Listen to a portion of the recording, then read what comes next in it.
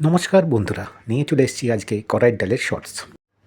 এর জন্য আমরা নিয়েছি হাফ কাপ কড়াইয়ের ডাল আর 3টে কাঁচা লঙ্কা। আমরা কিন্তু ডালটা প্রেশার কুকারে ডিরেক্টলি ফোটাবো না। প্রথমে প্রেশার কুকারে 1.5 কাপ জল ঢালবো। তারপর এক বাটির মধ্যে 1 কাপ জল দিয়ে বাটিটা প্রেশার কুকারের মধ্যে বসিয়ে দেবো। মিডিয়াম আঁচে 10 মিনিট হতে দেবেন, 2টো সিটি বাজলেই নামিয়ে দেবেন। একটা কড়ার মধ্যে নিয়ে নিচ্ছি 1 চামচ মৌরি, 1 পলা তেল আর একটা তেজপাতা। একটু নেড়ে চিড়ে দিয়ে দিচ্ছি 1 চিমটে হিং আর 2টো কাঁচা লঙ্কা। 1 মিনিট ভেজে ডালটা এর মধ্যে ছেড়ে দেবো আর দিয়ে দেবো 1 কাপ জল।